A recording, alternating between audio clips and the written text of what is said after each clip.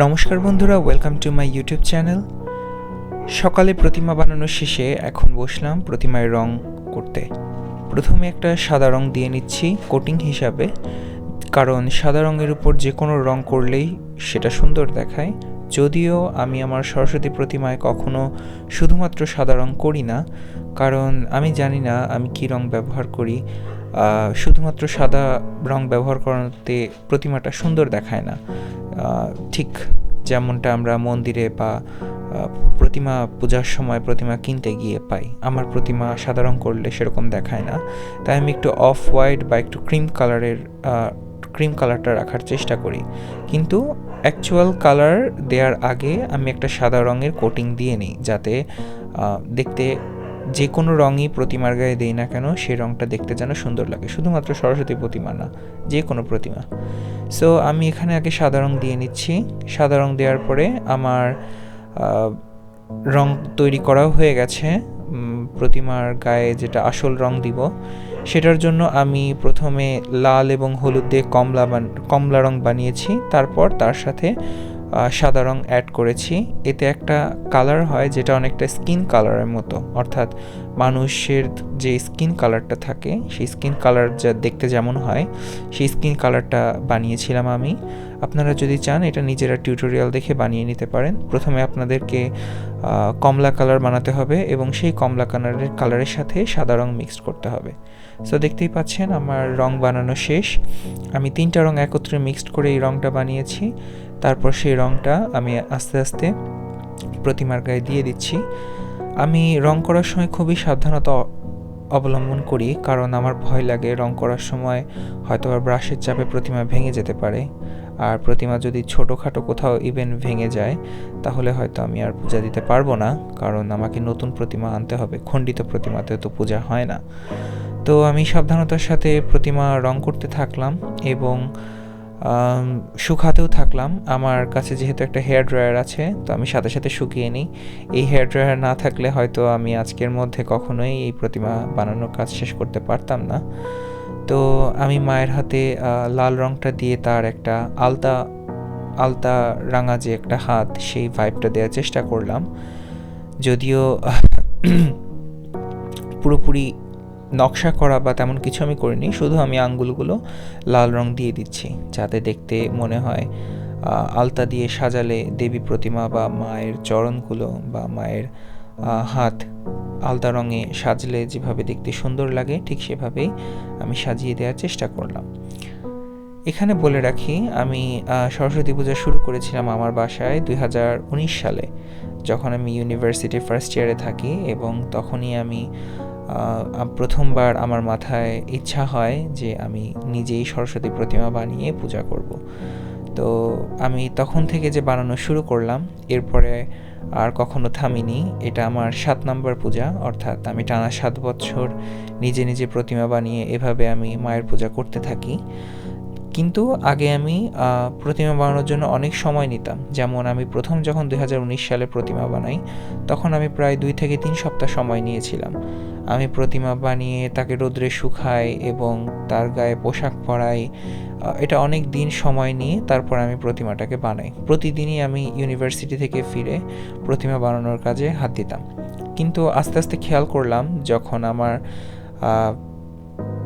পরের বছর আমি গেলাম, আমার সময় আস্তে আস্তে কমে আসতে থাকলো। অর্থাৎ আমি আর আগের মতো সেই প্রতিমা বানানোর আলাদা সময় বের করতে পারছিলাম না, এবং আমাকে হয়তোবা সেই প্রতিমা বানানোর কাজ 2 দিন বা 3 দিন, এমনকি একদিনেও শেষ করতে হচ্ছে। আমার এখনও মনে আছে 2020 সালে যখন আমি প্রতিমা বানাই, আমি এতই ব্যস্ত ছিলাম আমার পড়াশোনা বা পরীক্ষার জন্য, আমি পূজার আগের দিন রাত্রে প্রতিমা বানাই।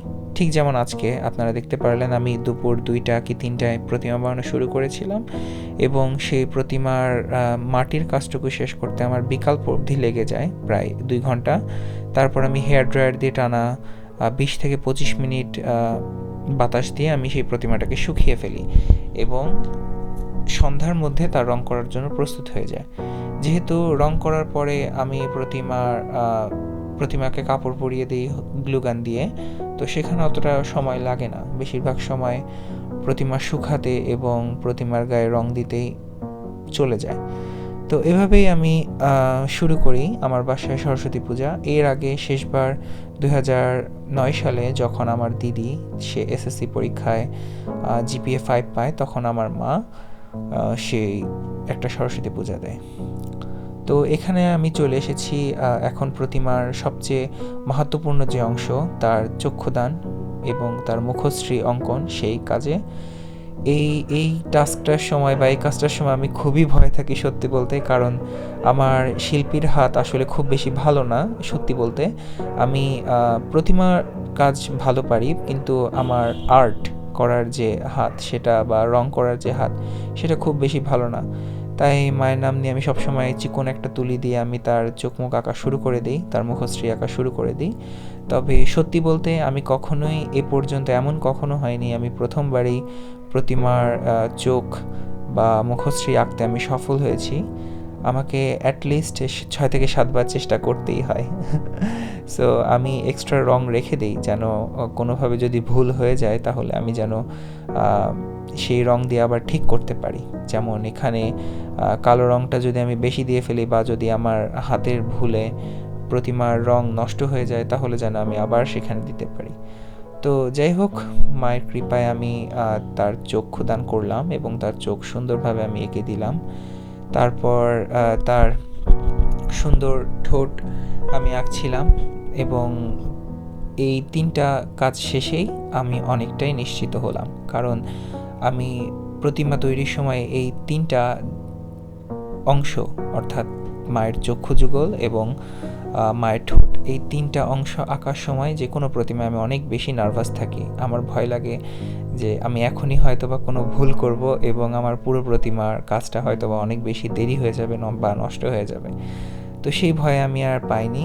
সেই কাজটা শেষ হওয়ার পরপরই আমি মায়ের গায়ে কাপড় দিয়ে দিই। আপনারাও এটা করবেন, কারণ চক্ষুদানের পরে মাকে কিন্তু আর নগ্ন অবস্থায় রাখা যায় না, সেই প্রতিমার মধ্যে মায়ের অবস্থান চলে আসে। এরপর আমি চলে আসি মাকে শৃঙ্গারে কাজে, তাকে গয়না পরানোর কাজে এবং পোশাক পরানোর কাজে।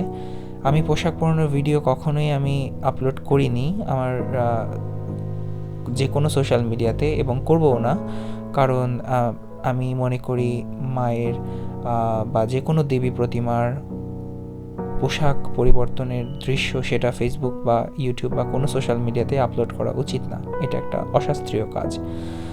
কিন্তু আমার ইচ্ছা ছিল মায়ের শৃঙ্গার, অর্থাৎ মায়ের যে অলংকারগুলো আমি পরাচ্ছিলাম তার পুরোটাই ভিডিও ধারণ করা, কিন্তু রাত অনেক বেশি হয়ে যাচ্ছিল। যখন আমি এই কাজটা করি তখন অলরেডি রাত 12:30 বেজে গেছে। আমি খুবই টেনশনে ছিলাম, তাই তাড়াহুড়ো করে কাজগুলো শেষ করছিলাম। তাই আপনারা হয়তো মায়ের শুধু কানের দুল এবং নাকের নথ এবং মাথার টিকলি পরানোটুকুই দেখতে পারলেন, কিন্তু এখানে আমি ওভারঅল লুকটা দেখাচ্ছি কিভাবে আমি মাকে সাজিয়েছিলাম। মায়ের জন্য বড় বড় 2টা ঝুমকা, তার রূপার কণ্ঠচিক, তার শর্ট গোল্ডেন কালারের যে ইমিটেশন সহ পার্লের যে একটা নেকলেস সেটা, মায়ের হংসরাজ, তার বীণা পানি, সবই সহযোগে তাকে সাজানো হয়েছে এবং তাকে উপবিষ্ট করানো হয়েছে তার আসনে। এটা খুবই কম সময়ের মধ্যেই আমি করেছি, বলতে পারেন আজকের কয়েক ঘন্টার মধ্যেই আমার কাজটা শেষ করতে হয়। আপনারা দেখুন, মাকে দর্শন করুন এবং আমাকে কমেন্ট সেকশনে বলুন কেমন হয়েছে। আপনাদের সাথে শেয়ার করলাম, যেহেতু বিকাল থেকে রাত্রে পর্যন্ত মাত্র কয়েক ঘন্টার ব্যবধানে আমি চেষ্টা করলাম নিজের ভক্তি দিয়ে, নিজের যতটুকু মেধা দিয়ে সম্ভব বিনা পানি মায়ের শৃঙ্গার করতে এবং তাকে ভব্যরূপে তুলে ধরতে। কতটা সফল হয়েছে আমি জানি না।